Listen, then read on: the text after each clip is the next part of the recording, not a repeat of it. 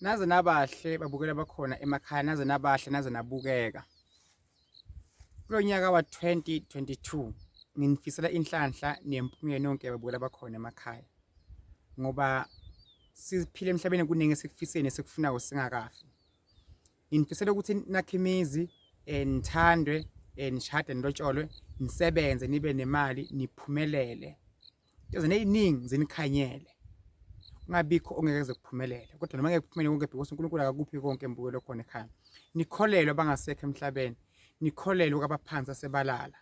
Ningabakhonza ababayini uNkulunkulu but nazi bakhona bayaphila futhi bayasebenza. Bamphumelisa futhi umuntu, bamkhipha futhi umuntu enkingeni, bamfaka futhi umuntu enkingeni. Imbukelo khona ekhaya esengikubalile. Ngithemba ukuthi okuzwile.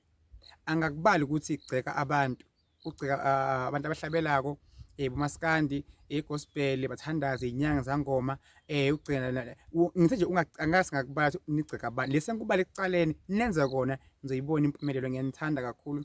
uNkulunkulu anibusise, anikhanyisele. Okhulumako bathi ngumfulongashi, bambiza ngumfulongashi abantu abaningi. Umthandazo uDlamini, Dr. Dlamini. Le msebenzi engiwenzako wokukhulekela abantu. Ngakucala I think ngina 4 years njengamanje. Mara bengisolo ngaduma ngingakangena la social network. Indlela engangena ngayo isithunywa nami angiyazi. Ngeke futhi ngize ngikwazi ukuyichaza because angizange ngithwasiswe. Ngafakwa nje manje ngingakhuleka ngayibona sengimuntu olapha abantu. So bengithola umsebenzi kakhulu. Bengenze ngingathola umsebenzi mina.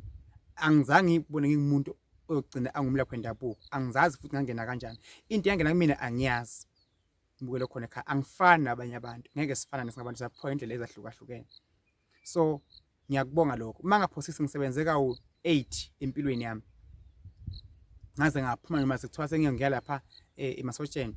Ngayeka noma sengidokotela sengisebenza khona. Sengingena esibhedlela kuthiwa naku ngiyacala ngiyasebenza. Ngayeka. Ngaze ngafika la ngikhona khona. La ngikhona khona manje ngiyabonga kakhulu uNkulunkulu nabakithi. Ngineze inkomo mina ezu37.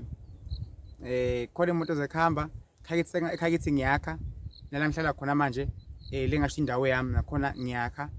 So kusekude lapho ngiya khona. Singacala kanye soyi2 sibone ukuthi phela unyaka noma next day so sesingakho imoto sesiphumela kangakanani. Kuhle kucala abantu phansi nempilo nabantu bazokwazi bakubambise nibambisane. Inkosi nibusise.